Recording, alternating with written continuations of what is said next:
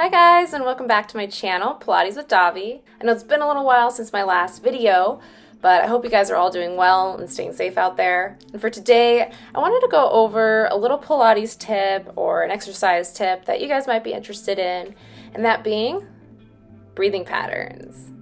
Do I inhale? Do I exhale? When do I breathe? How do I breathe? Do I really need to breathe?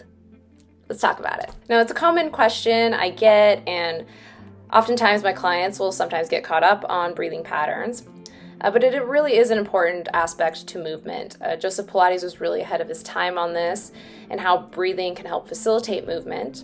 It's one of the major principles that we like to teach in our Pilates repertoire. I really like to think of an easy rule of thumb here because it can get really complicated when you're doing compound movements or compound exercises or complex movements. And the way I like to think about it is inhalation.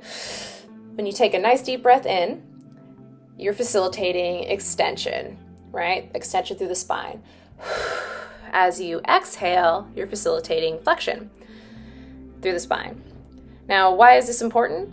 If I have somebody that is having a difficult time performing an exercise, I might have them really focus on the breathing pattern to help coordinate that movement, to help also engage the core.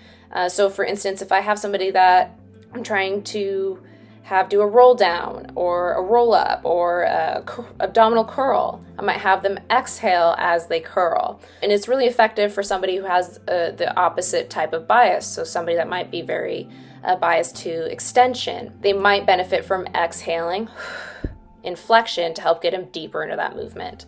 Now, the latter can be helpful, so maybe somebody who's very kyphotic or somebody who just inherently has a flexed posture or a slumped posture, they might benefit from taking a deep breath in as they exhale. It'll open up the intercostals, it'll open up the chest, hopefully pull them out of that bias a little bit. Now, that's one way that it can be helpful in movement. Now, the latter can also be true in terms of switching your breathing pattern to help challenge the movement or challenge the exercise. Now, for somebody that is biased in extension, I'm not going to have them inhale as they do a thoracic extension or spinal extension, right? That's only going to pull them into much deeper of an extension than they need to be and, puts them at risk for bulging or any disc issues there. So, in order to counteract or balance out that movement so that, we can focus on injury prevention or prevent any injury from that movement, I might have somebody exhale as they extend. And mainly being because as you exhale and extend, you're pulling the ribs in, you're engaging the core instead of overcompensating or over-engaging the back to extend.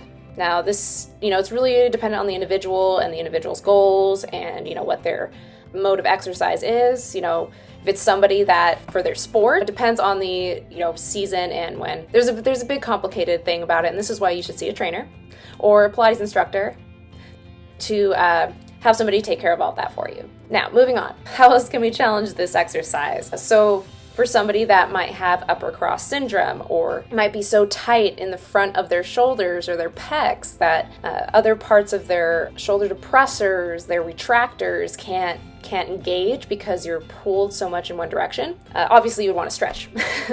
Stretch that out. I do have a video on upper cross syndrome if you want to check it out. Anywho, if I do have somebody with that type of postural pattern, I might have them exhale during a part of the movement phase. If I had them doing like a rear delt pull on the reformer or lat pullover, right? I might have them inhale as they're pulling, exhale as they're releasing.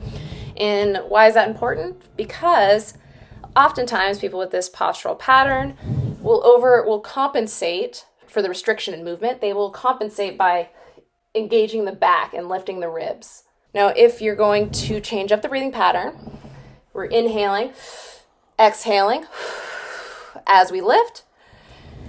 What you're doing is keeping the ribs in and you're isolating the shoulder, the scapulae that are intended to be working during this exercise. So be intuitive, know what you're doing movement-wise. If you're any more confused about it, definitely get with a trainer or an instructor. I highly recommend, if you're interested in going deeper on this, to schedule an assessment and get started on your Pilates journey today. It's never too late to just feel better, so definitely give us a call and we hope to see you sometime in the future.